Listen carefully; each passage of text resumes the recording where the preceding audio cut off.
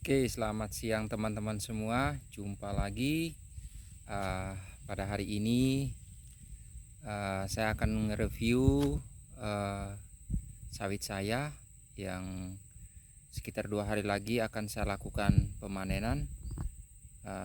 Selama ini saya tidak membuat konten, ada sesuatu halangan. Jadi pada kesempatan hari ini saya membagikan kembali aktivitas saya. Saya akan menge-review kelapa sawit saya yang akan saya panen 2 hari lagi.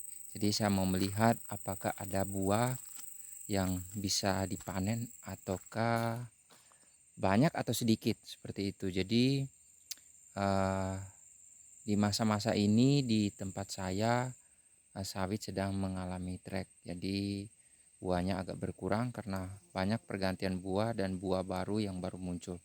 Jadi keadaannya sangat berkurang hasil yang kami dapatkan dari bulan Januari sampai bulan April. Jadi sekarang kita langsung aja ngelihat ke kebunnya. Ini kebun saya.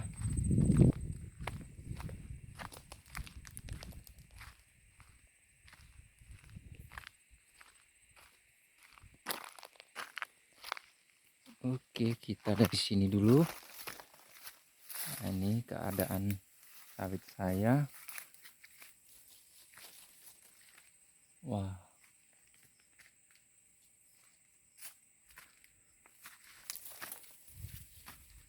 oke.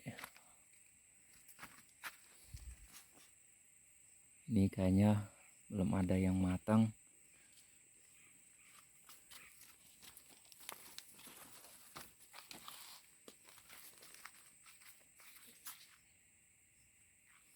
Ini keadaan kebunnya. Jadi sawit ini berumur memasuki 4 tahun. Masuki 4 tahun.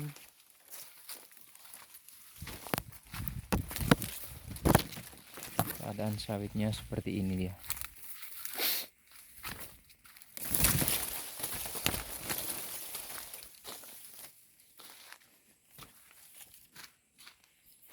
Emang lumayan sih buah-buahnya ini belum pada matang. Baru mulai mau mengkal. Ini buah-buahnya seperti ini. Ini sekitar 7 atau 8 kiloan. Ada juga yang sudah sampai, bobot buahnya sudah sampai dengan 10 sampai 12 kilo. Jadi enggak rata dia. Nah, ini seperti ini.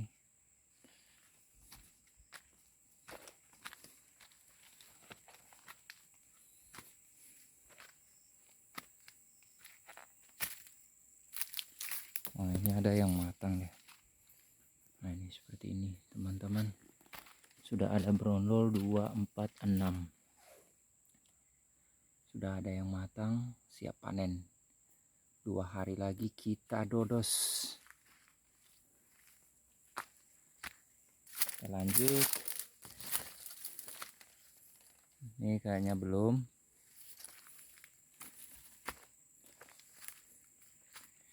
Ini juga belum.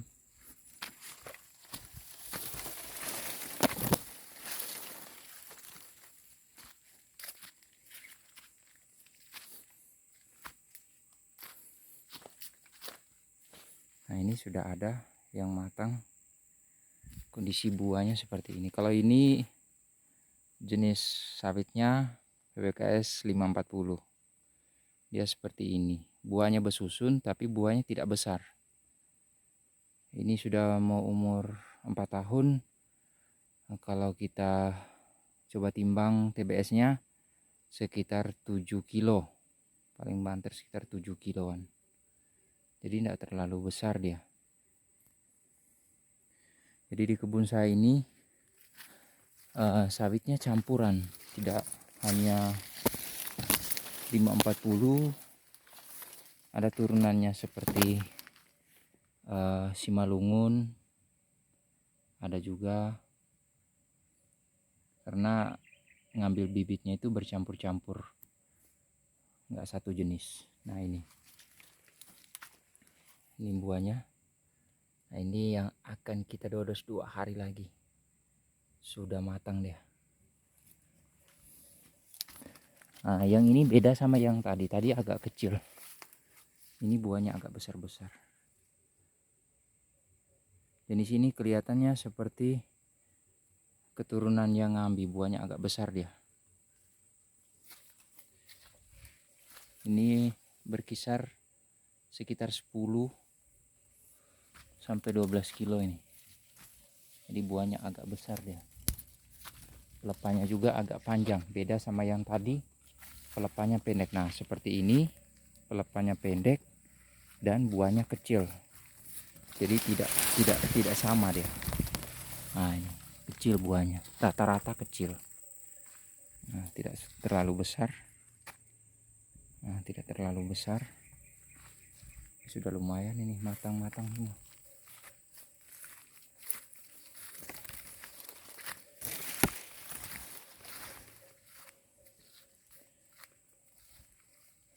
Jadi jenis sawit saya ini campuran. Ada SP 540, nah seperti ini 540. Ada juga Simalungun. Ada juga seperti ada yang ngambil karena pelepahnya panjang dan buahnya besar.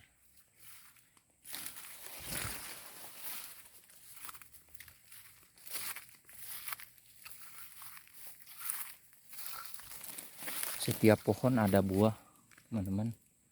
Contohnya kayak gini. Setiap pohon ada buah. Nah, dia bersusun. Paling kurang 2 susun. Tapi kadang sampai 3, paling full sampai 4 susun ya.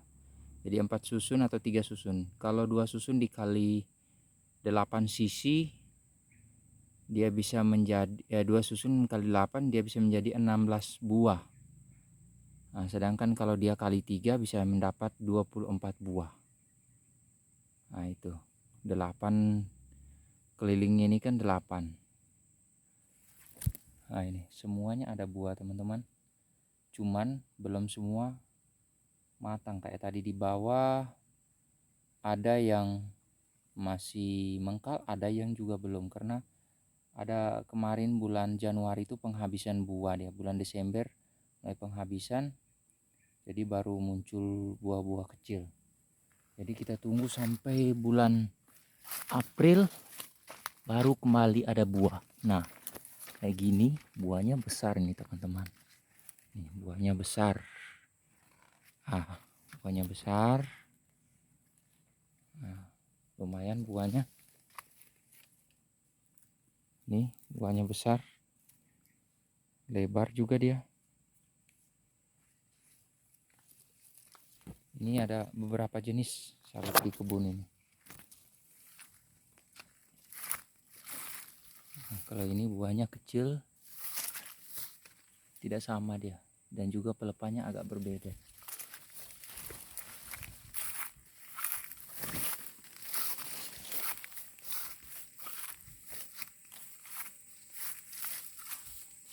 Juga setiap pohon dia pasti ada buah, sudah pasti ada buah setiap pohon, tidak ada yang kosong.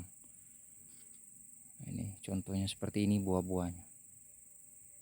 Nah kalau jenis ini Simalungun ini, buahnya bulat-bulat dia. Kita lanjut.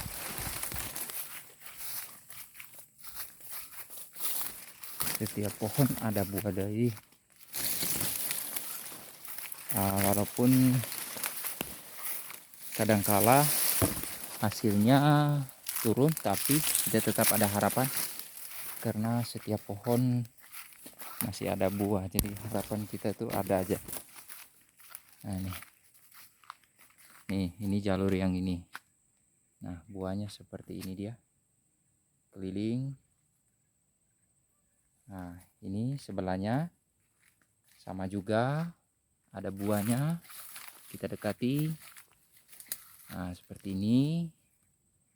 Begitu juga nanti ke sananya. Ini ada 2 jalur, jadi kiri kanan.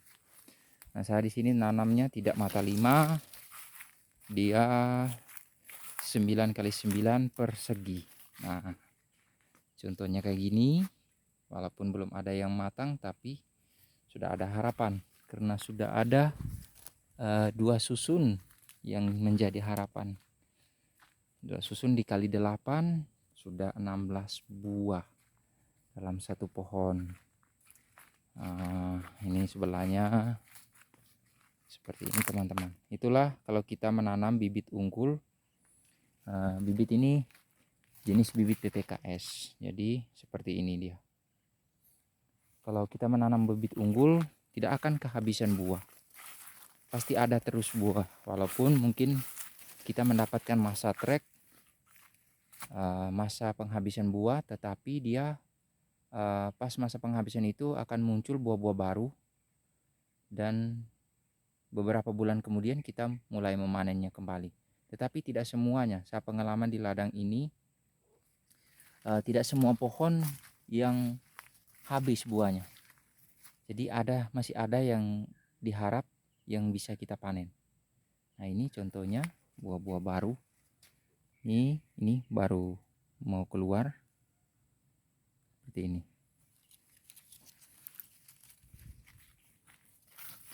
Rata-rata ini sebelahnya. Rata-rata seperti ini. Nah,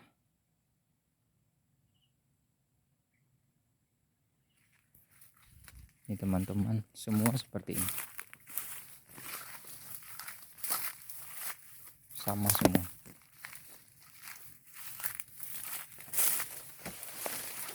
Nah, keuntungan kita menanam jenis bibit unggul, apalagi PPKS, itulah memuaskan bagi kita para petani. Walaupun sekarang kita memesan bibit di outlet resmi PPKS itu pengantriannya sangat lama, sampai berbulan-bulan, bahkan sampai setengah tahun. Tetapi produktivitas dari bibit PPKS itu bisa dijamin karena melalui pengadaan benih yang bersertifikat yang diakui pemerintah. Jadi disitulah bagusnya kalau kita ngambil bibit unggul, apalagi di sini PPKS. Saya sangat senang dengan bibit-bibit PPKS. Semua ada buah. Seperti ini dia.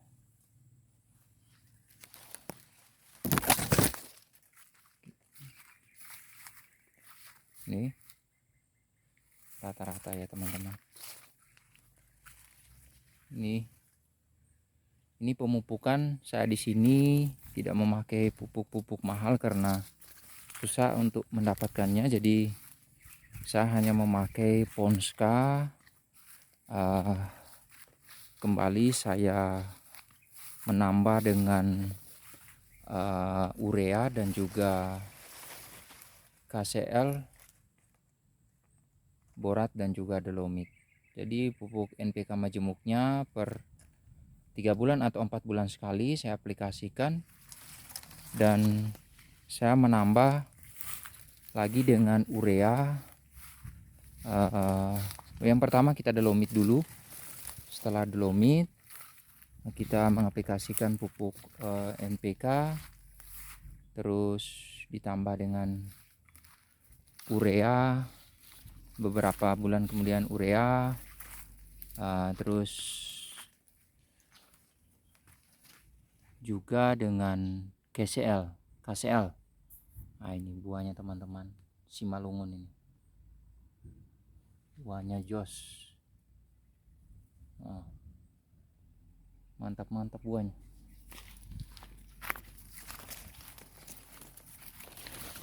Rata-rata ya teman-teman, saya lihat di kebun saya. Itulah, semoga teman-teman yang baru mau menanam, silakan, dan saya anjurkan supaya bisa membeli bibit-bibit resmi dari Balai Benih yang sudah mendapatkan sertifikat dari pemerintah, yang sudah bisa dipercayalah pokoknya.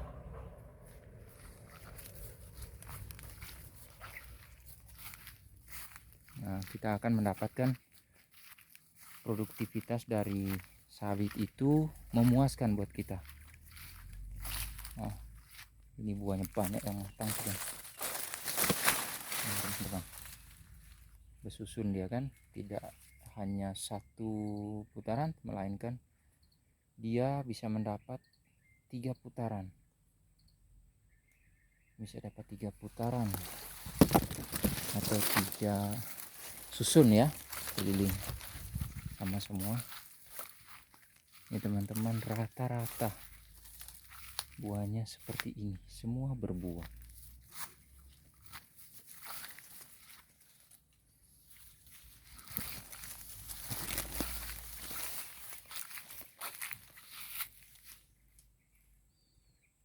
Nah, itulah.